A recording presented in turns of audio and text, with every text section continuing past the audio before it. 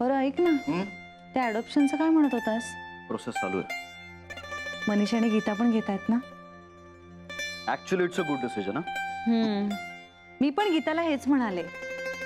म्हणजे मनीष आणि गीताचं एक आणि आपली दोन. श्री आपल्याला जुळं असेल का रे? आपल्याला होईल ते एक आणि आपण अडॉप्ट करू ते दुसरं, अशी दोन म्हणतोय. अरे हो, ते कळलं मला, पण माझ्या मनात आता असा विचार आला. अगं मग डॉक्टरने आपल्याला सांगितलं नसतं का? हो तेही आहेच. बरं सॉरी, काय म्हणत होतास तू? हा, तर मी म्हणत होतो की बहुतेक तिन्ही बाळं एकाच वेळी येणार. वाव, किती मस्त ना.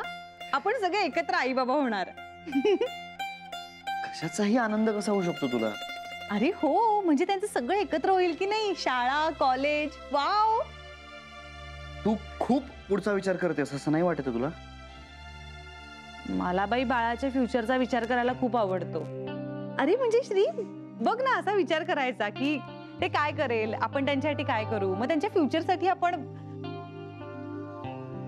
आई, टिपिकल आई मटेरियल. असू दे, तू तर बाबा व्हायच्या आधीपासूनच बाबा मटेरियल आहेस. तुझ्या पर्सनॅलिटी मध्येच पालकत्व आहे.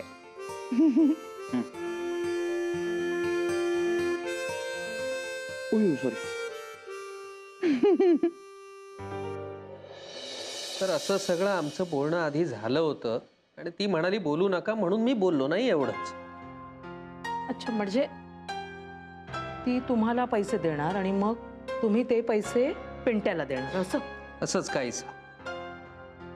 काय बाई म्हणावं या पोरीला, किती कळणार आहे ती अजून या घरासाठी, तिच्या भावासाठी, त्याचं घर व्हावं म्हणून.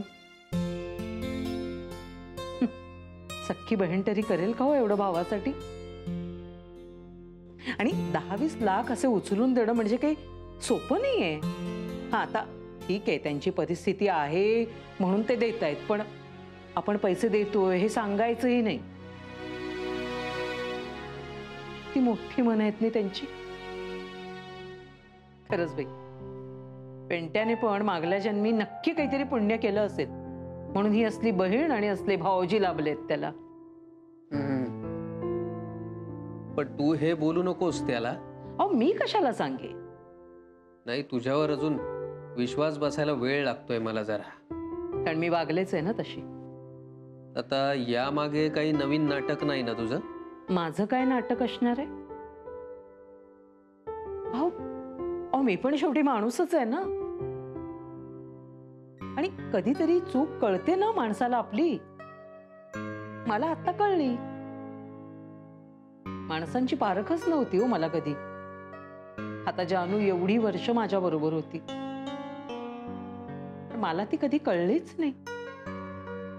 अगदी देव माणसासारखी धावत येते मदतीला. भावासाठी तर अगदी असा जीवच काढून ठेवते. आणि मी बघा काय केलं मी तिच्याशी. तिचं लग्न मोडावं म्हणून प्रयत्न केला, तिचा डिवोर्स व्हावा म्हणूनही मीच प्रयत्न केला.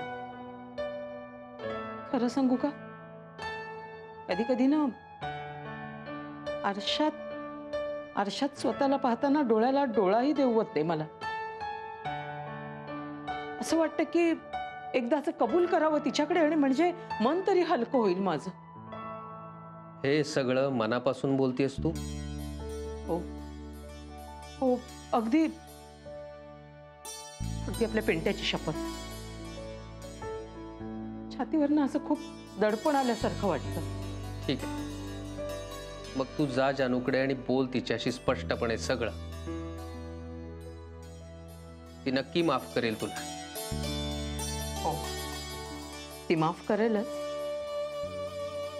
तिच्या सासरच्यांशी सुद्धा मी कधी चांगले वागले नाही. म्हणूनच जा, तू स्वतः जाऊन बोल तिच्याशी.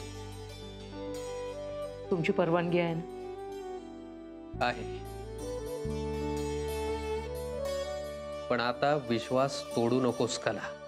आता जर तोडला ना तर पुन्हा कधीच विश्वास ठेवू नका तुम्ही माझ्यावर.